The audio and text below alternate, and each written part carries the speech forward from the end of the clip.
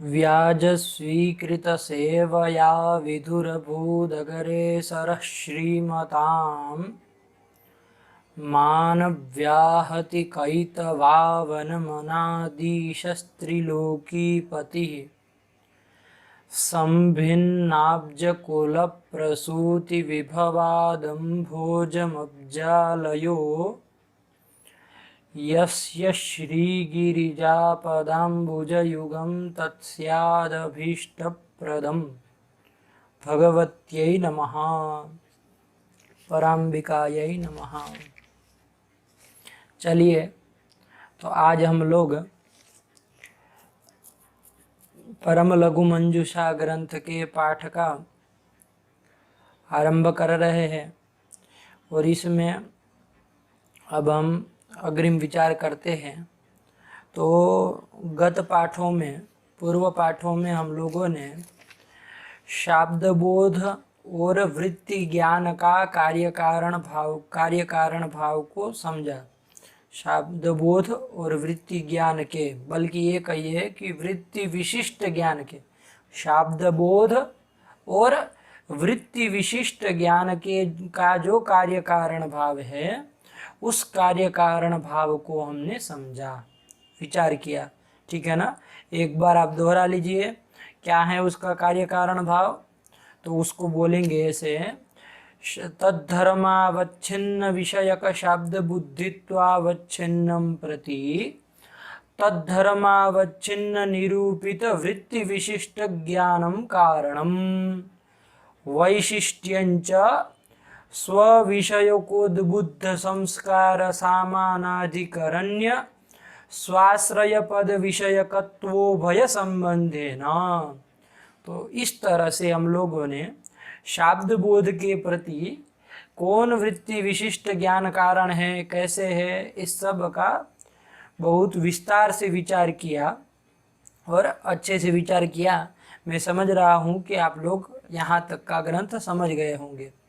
उसके अनंतर हम लोगों ने संस्कार जो बार बार आ रहा था बीच में, उस संस्कार में क्या प्रमाण है, उस संस्कार का प्रमाण वो कौन कैसे सिद्धि होगी, इस संस्कार के होने में क्या प्रमाण है, उसके विषय में भी विचार किया। अंतिम एक पंक्ति आपकी परम लघु मंजूषा में आई थी, वो याद रखिएगा, बहुत जरूरी पंक्ति है। ठीक है ना? बहुत कुछ एक छोटी सी पंक्ति में बातें बताई जा रही है।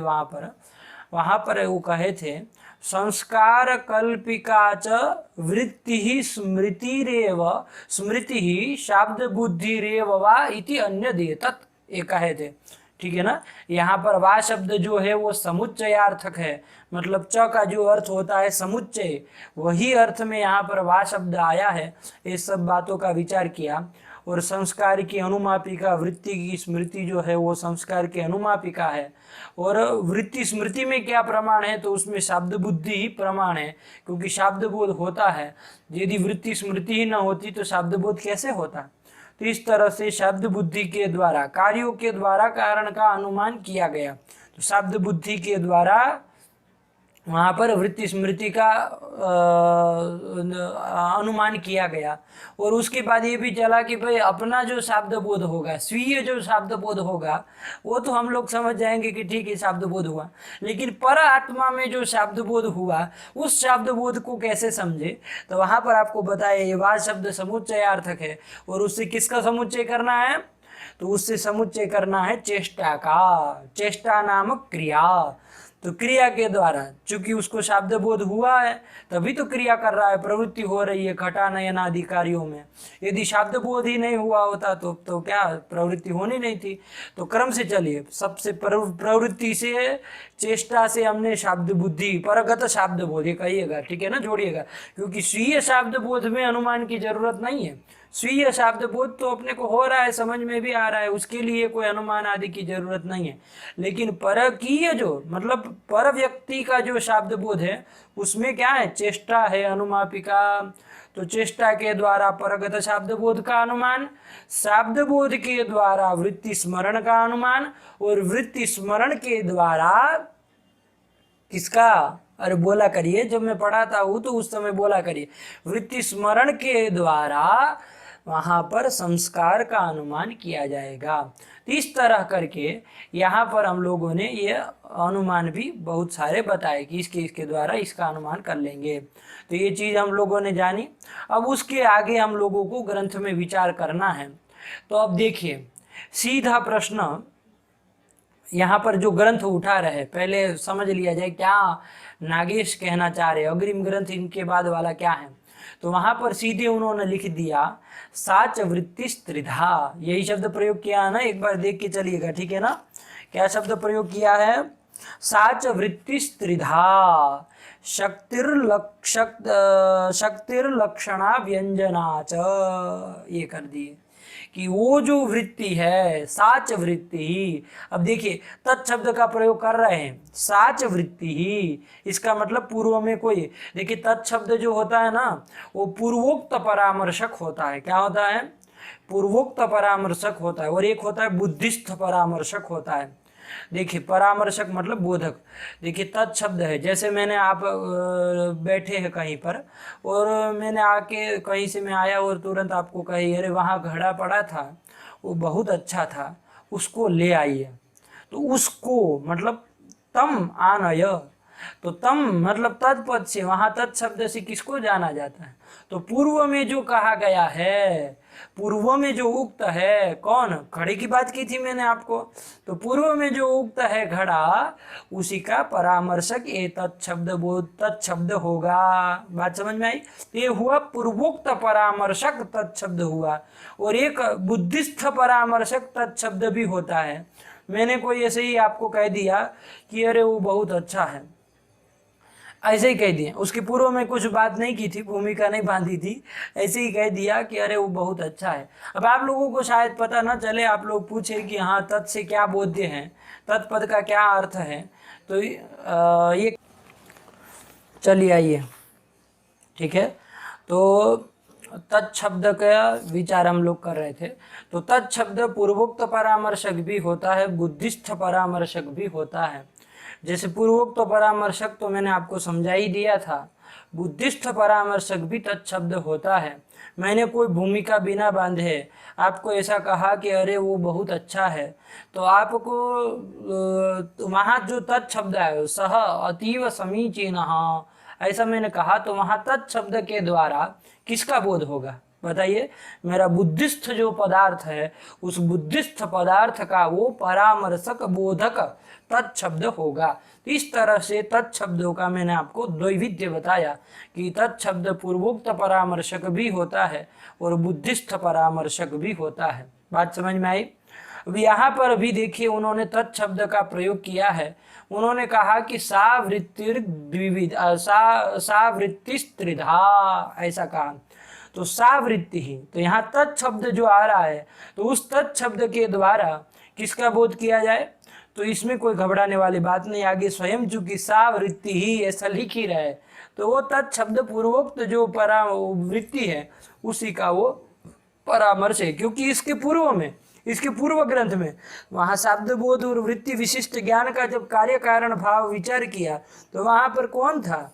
कारण कुक्षी में तत्धर्मावच्छिन्न निरूपित वृत्ति ही तो बोल रहे थे, तो वो तत्शब्द उसी का परामर्शक है।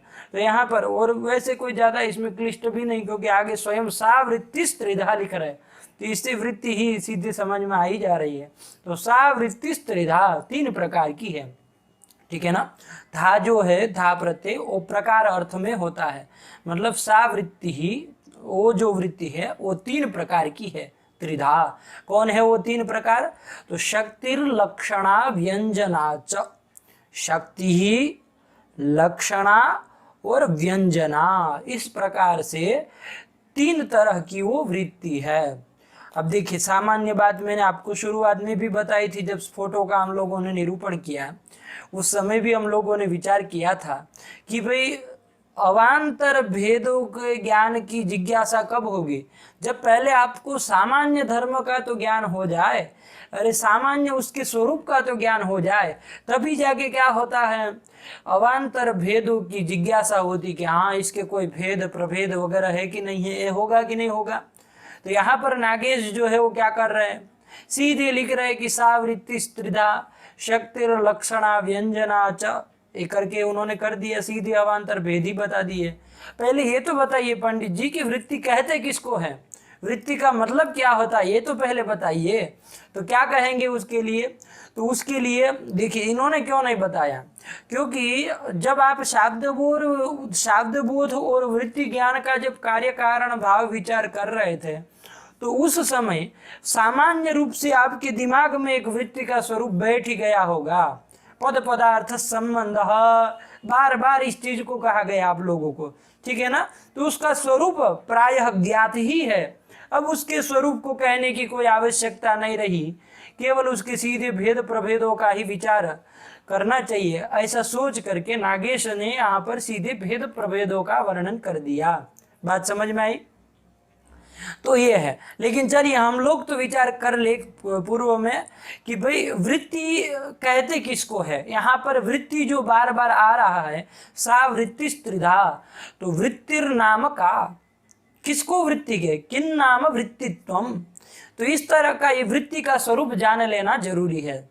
तो देखिए सर्वप्रथम तो हम देखेंगे कि वृत्ति शब्द जो है वो अत्यंत प्रसिद्ध, अभी प्रायः आप आमर पर्यंत प्रायः लोग यदि जानते हो वृत्ति शब्द के लिए, तो वृत्ति का क्या मतलब समझते हैं। वृत्ति यदि किसको कहा जाए तो देखिए हम लोग व्यवहार कर, आपकी वृत्ति क्या है ना, मतलब आपकी आजीविका क्या है ना, ऐसा व्यवहार होता है ना कि भाई ब्राह्मणों की वृत्ति क्या होनी चाहिए, मतलब ब्राह्मणों की आजीविका क्या होनी चाहिए।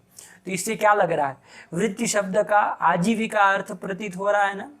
तो वहां पर वृत्ति शब्द में जब आप वृत्तिवर्तने धातु से 3 प्रत्यय करेंगे तो वृत्ति ही बन जाएगा। इसमें आप लोगों को कोई कहने की जरूरत नहीं है, आप लोग सब व्युत्पन्न ही हो गए। परम लघु मंजूषा पाठ का ग्रंथ का पाठ चल रहा है तो आप लोग समझ रहे होंगे। वृत्तिवर्तने धातु से जब 3 प्रत्यय करते हैं, आगे स्वादि कार्य सब करते हैं, तो वृत्ति ही ये शब्द निष्पन्न होता है। अब देखिए जब वृत्तिवर्तने धातु से 3 प्रत्यय करेंगे और करण में करेंगे, वृत्यते अनया सा वृत्ति ही, जब करण अर्थ में हम करेंगे तब वो वृत्ति शब्द जो है वो किम परक होगा, आजीविका परक होगा। जैसे आप मनुस्मृति इत्यादि ग्रंथों को देखेंगे तो वहाँ पर ब्राह्मणों की वृत्ति, क्षत्रियों की वृत्ति, इन सब वृत्तियों का विशद रूप से वर्णन किया गया है। तो वहाँ पर आप जब देखेंगे तो पता चलेगा वहाँ वृत्ति शब्द जो है वो किमर्थक है। तो वहाँ पर वृत्ति शब्द जो आया है वो वृत्ति शब्द आजीविका परक है।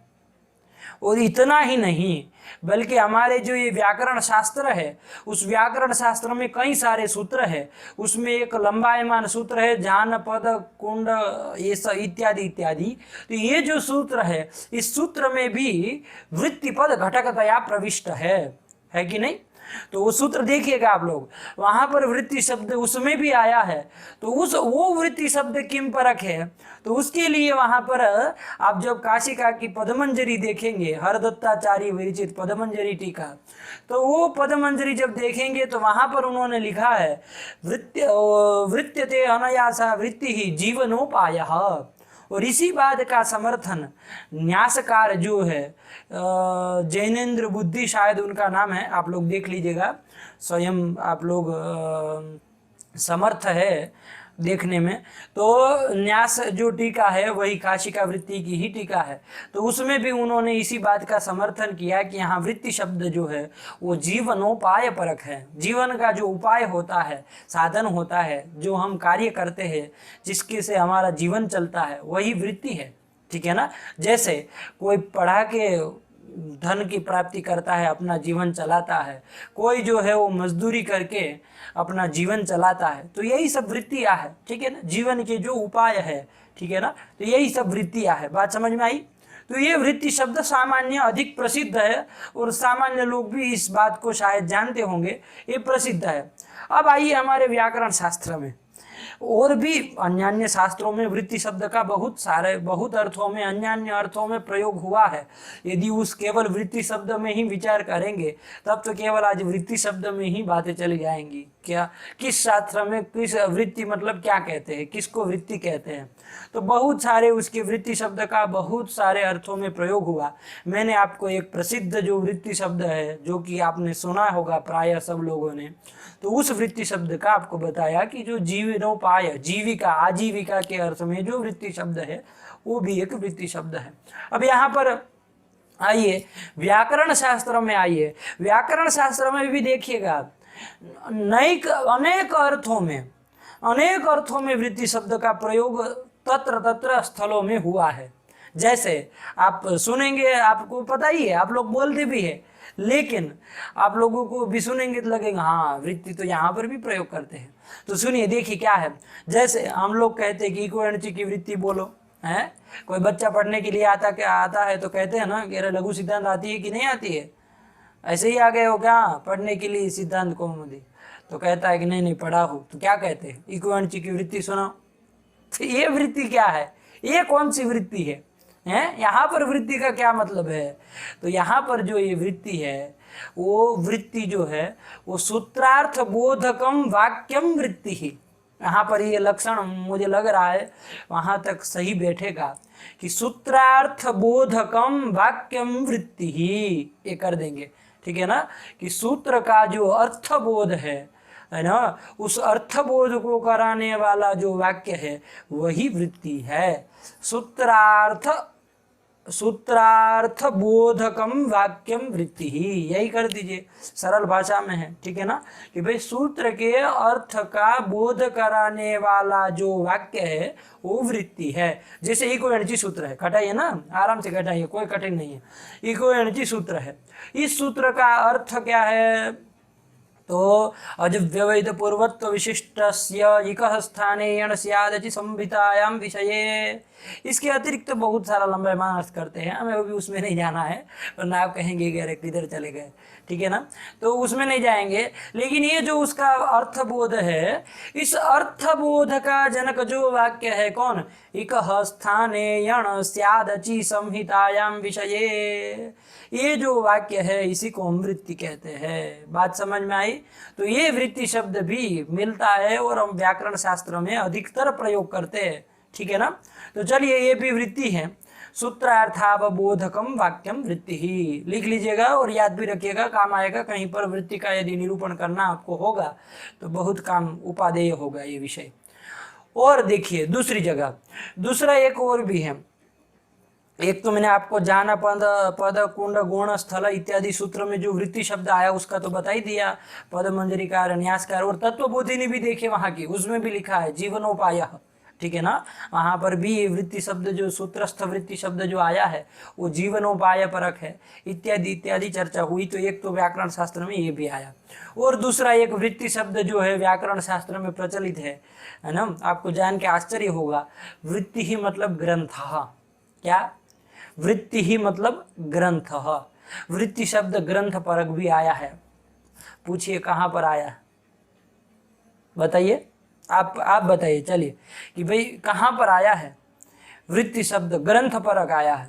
जैसे देखिए,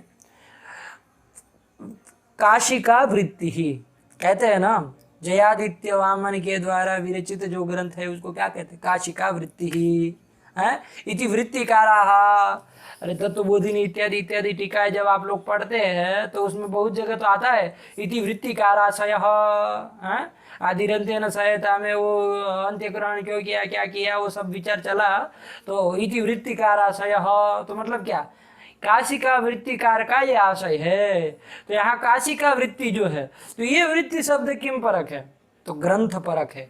वहाँ पर अर्दत्त जी को जब पूछा गया कि ये वृत्ति मतलब क्या, तो उन्होंने कहा कि सूत्रार्थ प्रधानो ग्रंथ वृत्ति ही, सूत्रार्थ प्रधानो ग्रंथो वृत्ति ही, कि सूत्र का अर्थ जिसमें प्रधान है उसी को हम क्या कहते हैं? वृत्ति कहते हैं। तो सूत्रार्थ प्रधानो ग्रंथो वृत्ति ही, यही कर दिया। तो एक वृत्ति शब्द जो है वो ग्रंथ परक भी मिलता है। तो कुल मिला के अभी व्याकरण शास्त्र में केस कितने जाने, एक तो आपका ये जो वाक्य सूत्रार्थ बोधकम वाक्यम वृत्ति ही, दूसरा कह दिए ग्रंथ परक वृत्ति शब्द, और एक जानपद कुंड गुण स्थल में जो वृत्ति शब्द आया जो कि जीवनोपाय परक है। तो ये तीन मैंने आपको व्याकरण शास्त्र में बताए, ठीक है ना, ये व्याकरण शास्त्र में 3 प्रकार से बताए। और एक वृत्ति शब्द बताता हूँ आपको व्याकरण शास्त्र में, और भी एक वृत्ति शब्द है। क्या है वो वृत्ति शब्द, तो वो वृत्ति शब्द है परार्थाभिधानम वृत्ति ही, है कि नहीं, क्या है, परार्थाभिधानम वृत्ति ही। आप लोग सुने होंगे ये वाक्य, तो वैसे कम सुने होंगे, लेकिन आप लोगों ने ये सुना होगा, कृतधित समासैक शेष सनाद्यंता धातवः पंचवृत्तयः। लघु सिद्धांत में भी आता है ये वाक्य, आप लघु सिद्धांत भी खोल के देख लेंगे कि भाई जो जहाँ समास का प्रारंभ किया गया अथ केवल समासः करके जहाँ पर लघु सिद्धांत उठाया है, अरे आगे के ग्रंथों में भी है, लेकिन मैं प्रथम ग्रंथ है व्याकरण का लघु सिद्धांत, जब उसमें उपलब्ध है तो फिर मैं आगे का ग्रंथ क्यों बताऊँ, है ना, क्योंकि आगे का फिर कोई आप में से कोई पढ़ा होगा ना पढ़ा होगा, लेकिन लघु सिद्धांत तो पढ़े ही होंगे। तो समास प्रकरण का जब प्रारंभ करते हैं तो वहाँ पर भी ये आया है, देखिएगा एक बार खोल के जरूर। कृतधित समासैक शेष सनाद्यंता धातवः सनाद्यंत धातवः पंचवृत्तयः, ऐसा करके है, थोड़ा पंक्ति देख लीजिएगा, बिठाइएगा। सनाद्यंता धातु रूपा, सनाद्यंत धातु रूपा पंचवृत्तयः, ऐसा भी मिलता है। तो ये भी वृत्ति शब्द है। ये वृत्ति शब्द का क्या तात्पर्य है, यहाँ जीवनोपाय अर्थ नहीं है, यहाँ वो वाक्यार्थ वो सूत्रार्थ बोधकम वाक्यम भी नहीं है, ग्रंथ परक भी नहीं है, ये वृत्ति शब्द किम परक है। तो वहां पर कहते हैं, वहीं लघु सिद्धांत में ये बात भी लिखी है, परार्थाभिधानम वृत्ति ही, पर शब्द का जो अर्थ है उस अर्थ का अवबोधक जो अवबोधन कराता है वो भी वृत्ति है, जैसे समास, ठीक है ना। अब उसमें ज़्यादा नहीं जाएंगे कि क्या है कैसे है, तो उसमें नहीं जाएंगे, उसके फिर जहत स्वार्थावृत्ति अजहत स्वार्थावृत्ति करके उसमें भी कई सारे भेद आगे लघु मंजूषा, ये परम लघु मंजूषा में भी आप जब समासार्थ प्रकरण में पढ़ेंगे तो वहाँ पर भी शुरुआत में ही नागेश ने इस चीज़ को उठाया है। अब उसमें भी कई सारे मतांतर है यहाँ व्याकरण शास्त्रों में कि भाई दीक्षित जी के मत में पंचवृत्तयः, नागेश कहते हैं 4 वृत्तयः, तो इस तरह से उन लोग वो झगड़ा है। तो अभी उसको लेना, अभी कोई उसका प्रसंग नहीं है तो उसमें अभी विचार नहीं करेंगे, लेकिन मैंने आपको संकेत कर दिया कि एक वृत्ति शब्द परार्थाभिधानम वृत्ति ही करके आपको वहां पर भी मिलेगा। तो कुल मिला के अभी तक कितने हुए, 4 हुए, ठीक है ना। नंबर 1 वो जानपद सूत्र में जो वृत्ति शब्द आया जीवनोपाय परक। नंबर 2 ये जो इको एंटी की वृत्ति ऐसा कहते हैं तो वहाँ सूत्रार्थ बोधकम वाक्यम वृत्ति ही। नंबर 3 वृत्ति शब्द ग्रंथ परक जैसे काशिका वृत्ति। और नंबर 4 का बताया आप लोगों को क्या, अरे यही तो कृतधित समासैक शेष सनाद्यंत धातु रूपा पंचवृत्तयः, जिसका वृत्ति का वहाँ लक्षण बताया परार्थाभिधानम वृत्ति ही, तो ये भी है, ठीक है ना। तो चलिए तो 4 बता दिए, अब उसमें से यहाँ पर कौन सी लेनी है, तो हाँ ये में से कोई भी नहीं है, इनमें से कोई भी नहीं है वृत्ति शब्द यहाँ प्रकृत स्थल में। तो कौन है वृत्ति शब्द, यहाँ पर वृत्ति जो है, यहाँ वृत्ति से तात्पर्य है पद पदार्थ संबंध, जो कि आप शब्द बोध का जब कार्य कारण भाव हम लोग देखे उस समय भी बीच बीच में बार बार सुने होंगे, क्योंकि जब तक वहाँ पर मैं वृत्ति का बात कोई भी मैं नहीं कोई भी यदि वृत्ति की वृत्ति क्या है नहीं बताएगा तब तक कार्य कारण भाव समझ में आना ही नहीं है, ठीक है ना। वैसे भी टेढ़ा मेढ़ा ग्रंथ है, उसमें भी यदि बताया ना जाए वृत्ति किसको कहते हैं तो फिर हो गया काम, ठीक है ना। तो वहाँ पर आप लोग सामान्य रूप से इतना तो जानते ही है, पद पदार्थ संबंध वृत्ति ही, तो वो वृत्ति लेना है। यहाँ पर ध्यान दीजिएगा, वृत्तिवर्तने धातु से जब 3 प्रत्यय भाव अर्थ में करेंगे तब भी वृत्ति शब्द निष्पन्न होगा और उसका अर्थ ये आएगा क्या आएगा, पद पदार्थ संबंध वृत्ति ही। ये मैंने आपको संक्षेप में कहा, ठीक है ना। पद और पदार्थ का जो संबंध है वही क्या है, वृत्ति है। लेकिन देखिए अभी इसमें भी कुछ दोष आएगा, इसके लिए हम लोगों को थोड़ा इसमें परिष्कार मतलब इसका थोड़ा लक्षण थोड़ा परिष्कृत करना पड़ता है। जैसे अभी इसी विषय का ग्रंथ है तो इसको तो जानना जरूरी भी है कि भाई यदि वृत्ति ही मतलब यहाँ पर जो वृत्ति है, इतना तो आप समझ गए ना। यहाँ पर वृत्ति मतलब कौन लेना, वो चार जो बताए वो सब नहीं लेना है। यहाँ पर वृत्ति ही करके क्या लेना है, यहाँ पर वृत्ति ही करके ये पद पदार्थ संबंध वृत्ति ही, यही लेना है। पद और पदार्थ का जो संबंध है वही वृत्ति है, यही आपको लेना है। और वो वृत्ति शक्ति, लक्षणा और व्यंजना, ये तीन है, ठीक है ना। मतलब इसी में वृत्ति का लक्षण जाएगा। वो सब पद पदार्थ के संबंध है कि नहीं है। शक्ति जो है वो भी पद और पदार्थ का संबंध है, लक्षणा जो है वो भी पद और पदार्थ का संबंध है, और व्यंजना जो है वो भी पद और पदार्थ का संबंध है। बात समझ में आई कि नहीं आई। ये भी पद और पदार्थ का संबंध, तो ये तीनों पद पदार्थ के संबंध है। तो पद पदार्थ संबंध ये तीनों हो गए, तो ये सब वृत्ति है, तो घट गया, कोई आपत्ति नहीं है। लेकिन आप यदि केवल इतना ही लक्षण माने, क्या मानेंगे कि क्या, बोलिए एक बार, आप भी बोला करिए कि भाई पद पदार्थ संबंध वृत्ति ही, मतलब पद पदार्थ संबंधत्व वृत्तेर लक्षणम, इतना यदि आप कहेंगे तो देखिए कहाँ पर दोष आएगा, आपको बता रहा हूँ। वैसे कहीं ऐसे सीधे देना तो मतलब वो होगा, लेकिन ध्यान रखिए पद और पदार्थ का संबंध ही वृत्ति कहा आपने, है ना। और वो शक्ति, लक्षणा, व्यंजना, ये तीन ही है, ठीक है ना। इसी में जाना चाहिए ये वृत्ति का लक्षण जो है, क्योंकि वृत्ति यही तीन है, तो वृत्ति का लक्षण इन्हीं तीनों में जाना चाहिए ना, और कहीं नहीं जाना चाहिए ना। लेकिन देखिए यदि पद पदार्थ संबंध वृत्ति ही कहेंगे तो ये तीनों में तो जाएगा, लेकिन अतिव्याप्ति भी हो जाएगी। कहाँ अतिव्याप्ति होगी, तो देखिए ये पद जो है वो आपका वैसे तो गगन में रहता है कि नहीं रहता है, गगन में रहता है। लेकिन कालिक संबंध है ना, वो सब जन्यों में चला जाएगा कि नहीं चला जाएगा, ठीक है ना। अब आप लोगों में से कालिक संबंध की भी किसी को समस्या हो सकती है कि ये कालिक संबंध है ना, क्या आ गया बीच में। तो देखिए कालिक संबंध मतलब सामान्य रूप से अभी समझाऊंगा आपको, है ना, कि कालिक संबंध मतलब क्या होता है, दुनिया के जितने भी पदार्थ है वो सब काल में वृत्ति है कि नहीं है।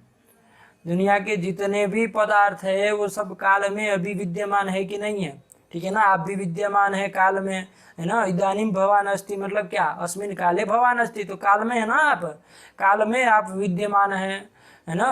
मैं भी काल में हूँ, मैं ये भवन जो मैं जिसमें मैं बैठा हूँ, जहाँ बैठ के आपको पढ़ा रहा हूँ, ये भी काल में है।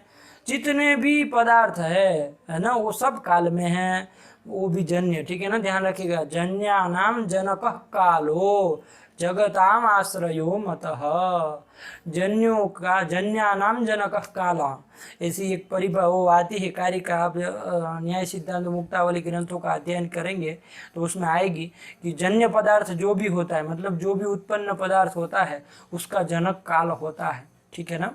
जितने भी जन्य पदार्थ होते हैं उसका क्या समझे, उसका जनक काल होता है, ठीक है ना।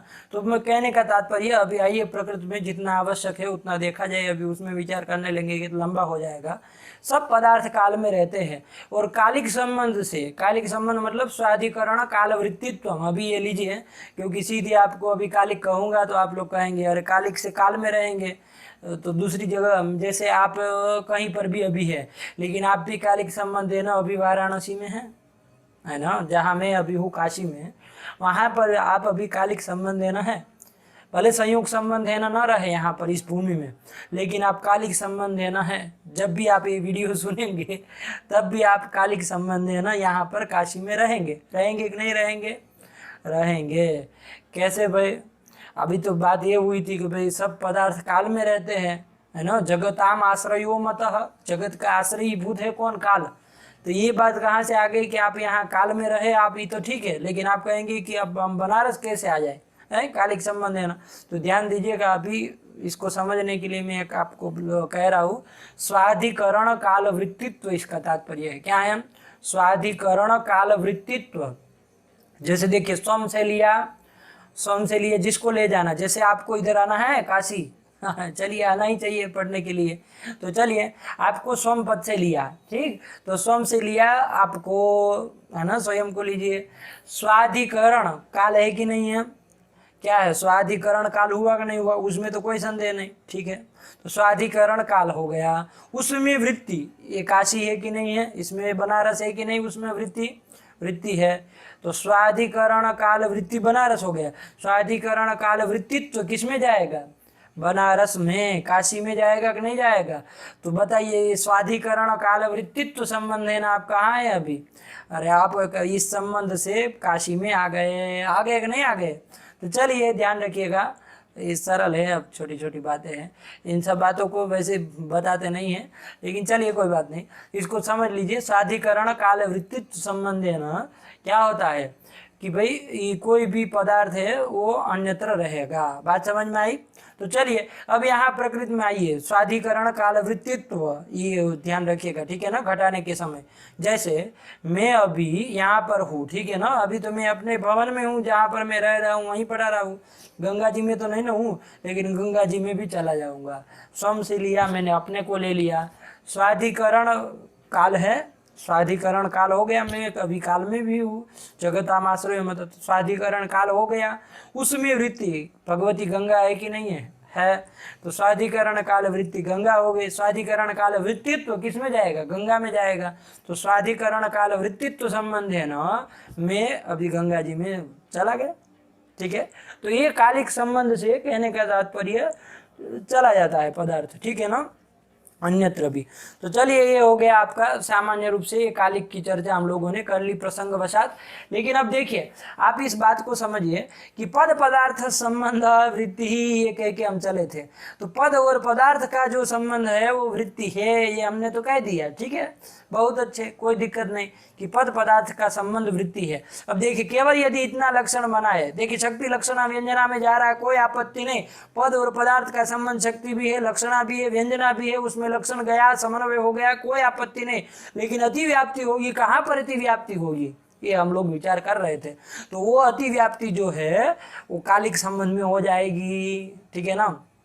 देखिए पद जो है, मुझे बताइए, पद जो है वो वस्तुतः तो जो है वो पद जो है आपका कहाँ पर रहता है, गगन में रहता है समवाय संबंध से, ठीक है ना। ये तो जानते ही आप, शब्द गुणकम आकाशम शब्द जो है वो न्याय की दृष्टि से मैं अभी बता रहा हूँ, ठीक है ना, क्योंकि अधिकतर आप लोगों को संस्कार शायद उसी ग्रंथ का हो, इसलिए कह रहा हूँ कि ये जो पद है उसका कहाँ पर समवाय संबंध है ना, वो तो वहाँ रहता है, लेकिन कालिक संबंध है ना वो पृथ्वी में रहेगा कि नहीं रहेगा, ठीक है।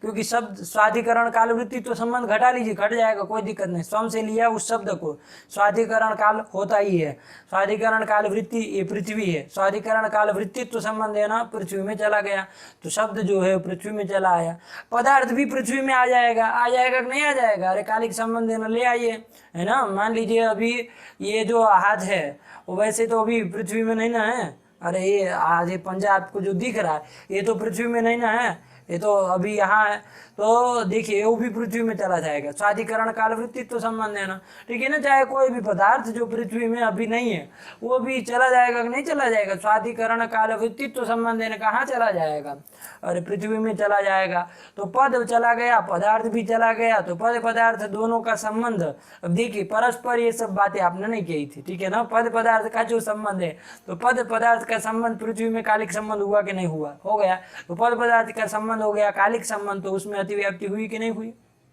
अतिव्याप्ति हो गई। बात समझ में आई। पद पदार्थयोः संबंध क्या बोलेंगे, वृत्ति ही, यही कहा ना। और दूसरा ये भी देखिए, पद है, पद करके घट पद लिया, उसका किसी अर्थ के साथ है ना, जैसे घट अर्थी है, उसमें वो कालिक संबंध है ना, विद्यमान है कि नहीं है, विद्यमान है ना। तो विद्यमान है तो फिर पद पदार्थ का संबंध हुआ कालिक संबंध, वो वृत्ति है क्या, अरे वृत्ति तो शक्ति लक्षण व्यंजन यही है ना, लक्षण चला गया कालिक में, ठीक है ना। तो इस तरह से बहुत सारी आपत्ति आएगी, इसलिए हमको इस लक्षण को परिष्कृत करना पड़ेगा। तो क्या जोड़ेंगे तब जाके परिष्कृत होगा, तो हम कहेंगे शाब्द बोधौपयिक, क्या कह देंगे, शाब्द बोधौपयिक पद पदार्थ संबंध वृत्ति ही, शाब्द बोधौपयिक पद पदार्थ संबंध वृत्ति ही, मतलब शाब्द बोध में जो औपयिक हो, मतलब उपयोगी हो, मतलब शाब्द कहने का तात्पर्य शाब्द बोध का जो जनक हो, शाब्द बोधानुकूल हो, जनक हो, और पद पदार्थ का जो संबंध हो वही वृत्ति है, ठीक है ना। अब देखिए ये कालिक संबंध है, वो शब्द बोध का जनक है क्या है, शब्द बोध का जनक है क्या, अरे कहाँ जनक है भाई, कालिक संबंध थोड़ी जनक है। पद पदार्थ का जो संबंध है, जो शक्ति लक्षणा व्यंजना है, इनका ज्ञान होगा तब जाके शब्द बोध होगा, शक्ति ग्रह होगा तब जाके शब्द, कालिक ज्ञान होगा तब जाके शब्द बोध होगा। ये कोई नहीं आवश्यकता है, ये कोई जरूरी नहीं ना है। तो शब्द बोधोपैक पद पदार्थयोः शब्द बोधोपैक पद पदार्थ संबंध वृत्ति ही, यही कर देंगे। तो उसी को बोल देंगे शब्द बोधोपैकत्वे सति पद पदार्थ संबंध वृत्ति ही। अब देखिए शब्द बोधोपैक जो होता हुआ कैसा हो, पद पदार्थ का संबंध हो, तो ऐसा कौन होगा, तो ऐसा शक्ति लक्षणा व्यंजना यही सब होंगे, और कोई नहीं होगा, अतिव्याप्ति नहीं होगी। बात समझ में आई कि नहीं आई। अब आप कहेंगे कि पंडित जी यदि शब्द बोधोपैक देना जरूरी है तो केवल वही दे दीजिए, शब्द बोधोपैक इतना ही विशेष वो दे दीजिए भाई, जो शब्द बोधोपैक है मतलब शब्द बोध का जो जनक है वही आपका वृत्ति है, यही कह दीजिए। तो इसी बात नहीं कर सकते, क्योंकि शब्द बोध का जनक तो पदार्थोपस्थिति भी है, पद ज्ञान भी है, पद ज्ञानम तो करणम द्वारम तत्र पदार्थ दी, जानते ही आप लोग सब। तो पद पदार्थ का संबंध जो है और ये जो पद ज्ञान है, पदार्थोपस्थिति है, ये भी तो शब्द बोधोपैक है ना, तो उसमें अतिव्याप्ति हो जाएगी ना। वो पद ज्ञान पदार्थोपस्थिति ये सब वृत्ति है क्या है, ये सब नहीं है, ठीक है ना। तो इसलिए पद पदार्थ संबंध है ये भी कहना होगा। तो क्या निकल गया कि शब्द बोधोपैक पद पदार्थ संबंध वृत्ति ही, कि शब्द बोध का जनक होते हुए जो पद पदार्थ का संबंध है वही वृत्ति है। तो मैं समझ रहा हूँ कि आप लोगों को अभी वृत्ति का स्वरूप समझ में आ गया होगा। तो यही हम यहाँ पर वृत्ति शब्द से व्यवहार करेंगे। न्यायादि ग्रंथों में भी जहाँ पर वो वृत्ति जो आया है तो वृत्ति करके यही चीज़ ली जाती है कि शब्द बोधोपैक है ना, उसको बोल देते शब्द बोध जनक, जो पद पदार्थ का संबंध है वही वृत्ति है, क्योंकि पद पदार्थ का संबंध नहीं रहेगा तो उसका ज्ञान नहीं होगा, तो फिर शब्द बोध होने की कोई बात ही नहीं है। इसलिए पद शब्द बोधानुकूल पद पदार्थ संबंध शक्ति वृत्ति ही ये कह देते, ठीक है ना। शब्द बोधानुकूलत्वे सति पद पदार्थ संबंधत्वम वृत्तेर लक्षणम शब्दबोध जनकत्वे सति पद पदार्थ संबंधत्वम वृत्तेर लक्षणम। तो इस तरह करके आप इस वृत्ति की परिभाषा कर सकते हैं। बात समझ में आई। तो चलिए ये वृत्ति का सामान्य स्वरूप हम लोगों ने देख लिया। अब यहाँ पर उसके भेद प्रभेद का जो विचार नागेश जी कर रहे हैं, आचार्य भट्ट नागेश कर रहे हैं, तो उसके अनुसार हम लोग आगे चले कि क्या वो विचार कर रहे हैं। बात समझ में आई।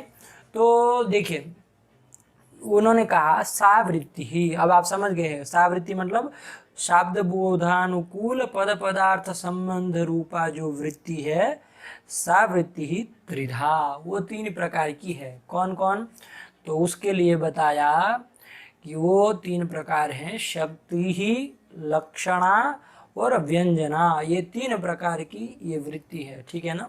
अब देखिए यहाँ पर एक बात और भी ध्यान दीजिए, ये जो बात नागेश ने कही है वो शास्त्रांतर की बात की है, ठीक है ना।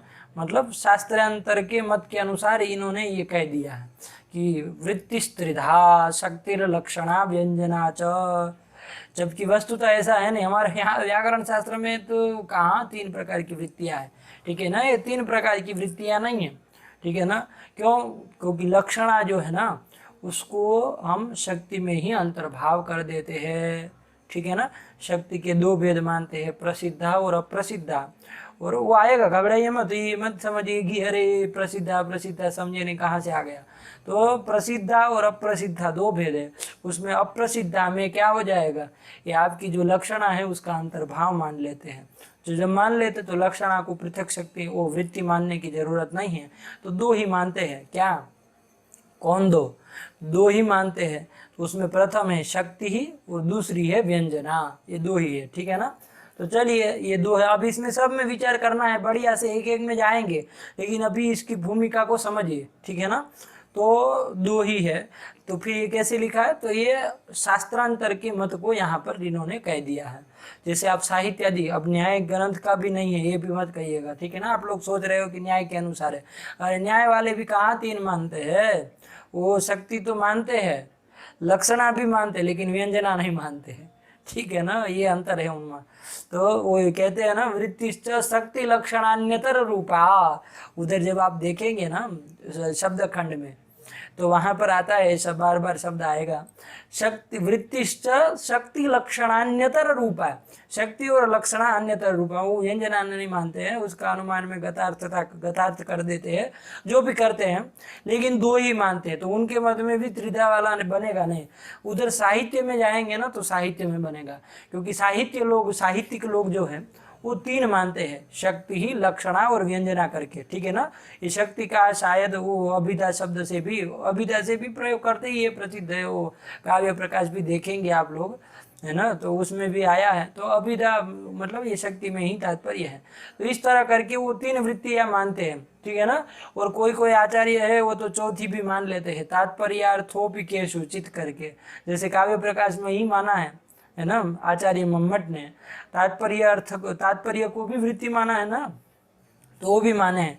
तो इस तरह से साहित्यिक में भी फिर और मत है, लेकिन वहाँ पर आपको साहित्यिकों में मिलेगा कि जो तीनों प्रकार की वृत्तियाँ मानते हैं, शक्ति ही लक्षणा और व्यंजना। तो ये मतांतर को यहाँ पर इन्होंने बताया है, ठीक है ना। ये कोई व्याकरण सम्मत बात नहीं है, व्याकरण की वैयाकरणों की अभिमत ये बात नहीं है। सा वृत्ति स्त्रिधा शक्ति लक्षणा व्यंजना, इन्होंने मतांतर को यहाँ पर अभी रखा है, ठीक है ना। आगे जाके स्वयं लक्षणा का वो खंडन करने वाले हैं, तो स्वयं का मत तो है ही नहीं, सीधी बात है, स्पष्ट बात है, ठीक है। तो चलिए हो गया, आप लोग समझ गए हैं। शक्ति लक्षणा व्यंजना च करके तीन हैं वृत्ति है।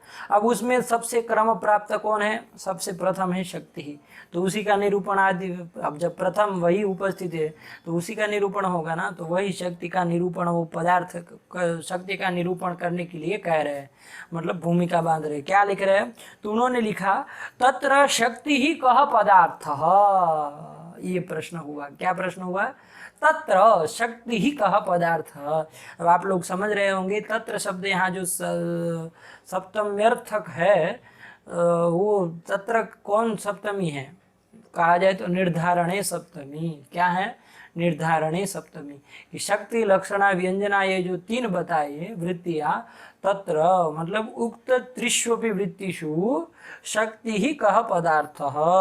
शक्ति कौन पदार्थ है, शक्ति किसको कहते हैं, ठीक है ना। वृत्ति आपने सामान्य तो कह दिया, ठीक है, वृत्ति मतलब पद पदार्थ का जो संबंध है, शब्द बोधोपैक जो पद पदार्थ का संबंध है वही वृत्ति है, तो कह दिया। लेकिन अब उसके अवान्तर भेद जब जाने, शक्ति ही लक्षणा व्यंजना, तो अब शक्ति ही कह पदार्थ, शक्ति किसको कहते हैं, ये प्रश्न आएगा कि नहीं आएगा। तो वही उन्होंने कहा कि तत्र शक्ति ही कह पदार्थ इति चेत, यहाँ तक का उन्होंने आशंका की।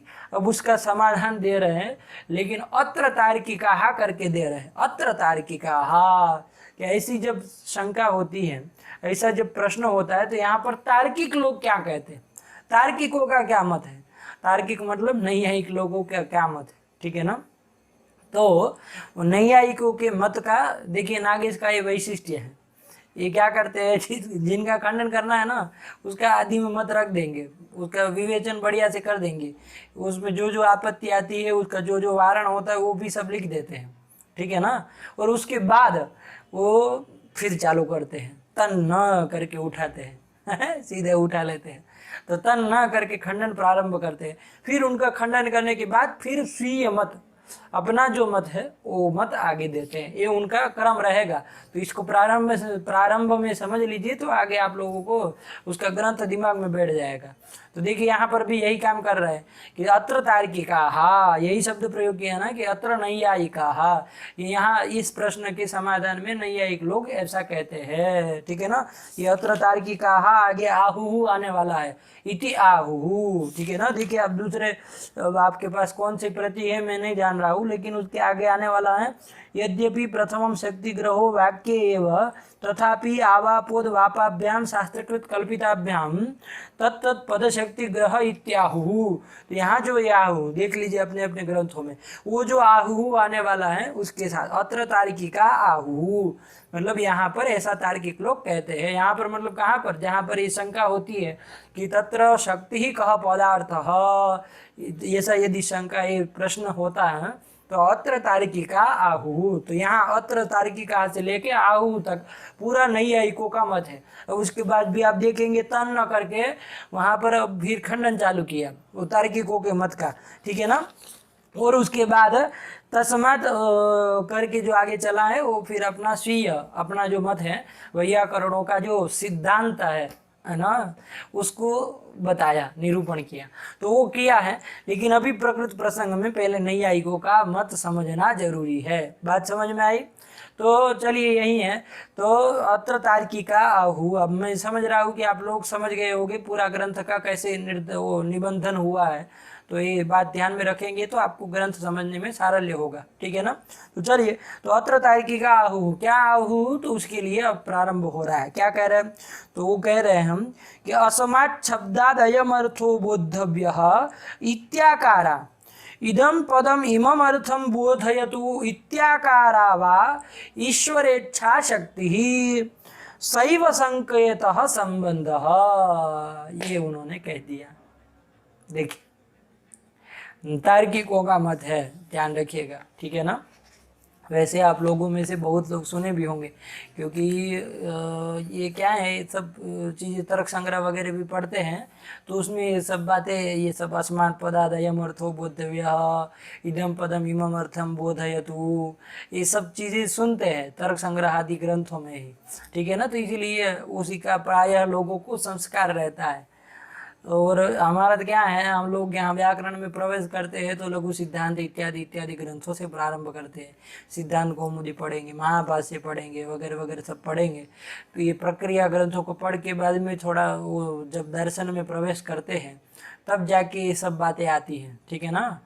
वैसे इसके पूर्व में भी आ जाती है, ऐसी बात नहीं है। बहुत चर्चा के विषय तो बहुत जगह है, लेकिन अधिकतर प्रदेशों में इस तरह का अध्ययन न हो पाने के कारण विचार नहीं हो पाता है। वरना अपना मत भी यदि बताना हो तो बता सकते। बहुत ऐसे प्रसंग स्थल आते हैं जहाँ पर प्रक्रिया ग्रंथों में भी आप बता सकते हैं, ठीक है।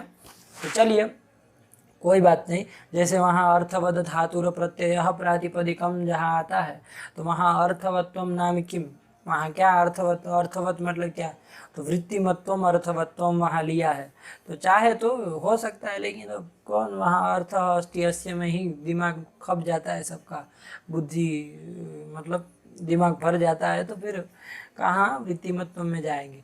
तो चलिए वो सब छोड़िए, जो भी हैं हम लोग अपना जो यथार्थ है वहाँ चलते हैं कि भाई क्या कहा है कि असमात् शब्द, तो नैयायिकों न्याय ग्रंथ में अधिकतर आप लोगों को पता होगा, मैंने ये कहा।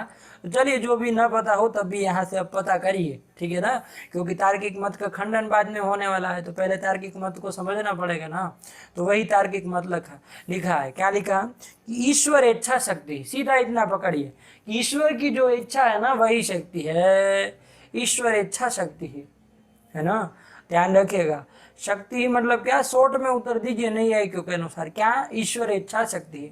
अब प्रश्न होगा कि भाई इच्छा तो बहुत सारी होती है उनको, हैं, ईश्वर को जगत सृष्टि की करने की रचना, वो सृष्टि रचना करने की इच्छा होती है, बहुत सारी इच्छा होती है ना, इच्छा होती है, उसकी अनेक नाना प्रकार की इच्छाएं होती हैं, मतलब नाना विषयिणी इच्छा होती है, ठीक है ना। तो ये सब होता है, लेकिन यहाँ पर कौन सी इच्छा लेनी है ईश्वर इच्छा करके, तो उसके आकार बताए, इच्छा के आकार बताए, ठीक है ना।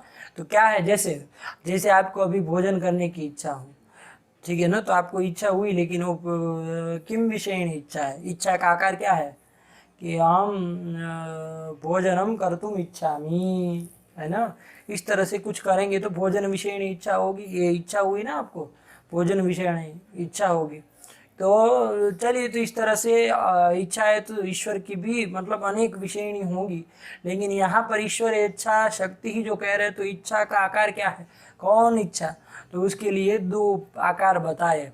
उसमें प्रथम बताया अस्मात् शब्दाद अयम अर्थो बोद्धव्य, अस्मात् पदाद अयम अर्थो बोद्धव्य, कहीं पर पदार्थ भी मिलता है शब्दार्थ भी मिलता है, तो उसमें कोई दुराग्रह नहीं है, जो भी आपको ठीक लगे वो लखे।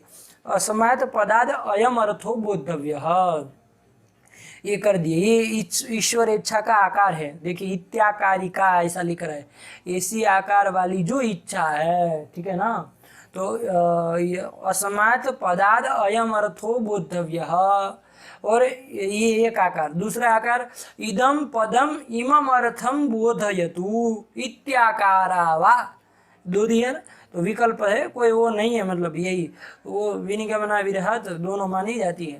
तो ये जो दोनों इत्याकार करके दो जो आकार हुआ, कौन दोनों बोलिए आप, अस्मात् पदाद अयम अर्थो बोद्धव्य, इत्याकारा ईश्वर इच्छा, अथवा तो इदम पदम इमम अर्थम बोधयतु, इत्याकारा जो ईश्वर इच्छा है वो क्या है, वो शक्ति है, ठीक है ना, वो क्या है आपकी, वो शक्ति है। ये जो ईश्वर इच्छा इत्याकारी का जो ईश्वर इच्छा है वही शक्ति है, ये कहा, ठीक है ना।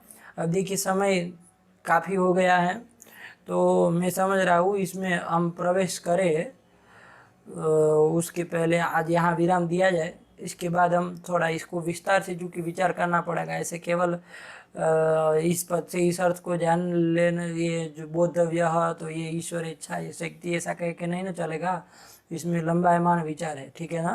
तो इसका हम विचार करेंगे।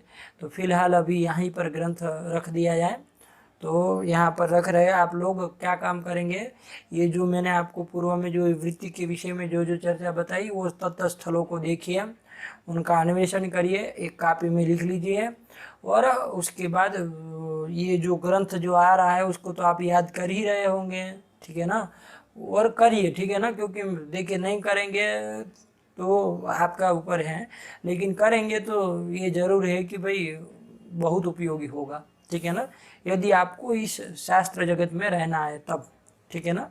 और भी जगह पे जाते हैं तो ये थोड़ी युक्तियाँ इसी से ही तो मिलती है, ये सब बातें छोटी छोटी बातें बहुत है, नागेश का वैलक्षणीय है। तो चलिए, तो इसके ये अस्मात् पदाद अयम अर्थो बोद्धव्य और इदम पदम इमम अर्थम बोधयतु इत्यादि ये इच्छाओं का हम शब्द बोध करेंगे अभी लंबायमान, ठीक है ना। तो वो भी सब करेंगे, इसका विचार करेंगे कि क्या क्या मत है, उसमें फिर वाच्यत्व का वाचकत्व का लक्षण विचार करेंगे कि क्या बनाया जाए तब वो युक्त रहेगा, है ना। ये सब बातें करके नैयायिकों का मत रख के बाद में जाके खंडन किया जाएगा, तो ये सब होगा। तो आज पाठ यहीं पर रख दिया जाए, अलमस्ति, ठीक है। भगवती का नाम स्मरण कर लेते हैं। व्याज स्वीकृत सेवया विधुरभूदगरे सरः श्रीमतां मानव्याहति कैतवा वनमनादीशस्त्रिलोकीपतिः संभिन्नाब्जकुलप्रसूतिविभवादम्भोजमुब्जालयो यस्य श्रीगिरिजापदाम्बुजयुगं तत्स्यादभीष्टप्रदम्। भगवत्यै नमः। अस्तु।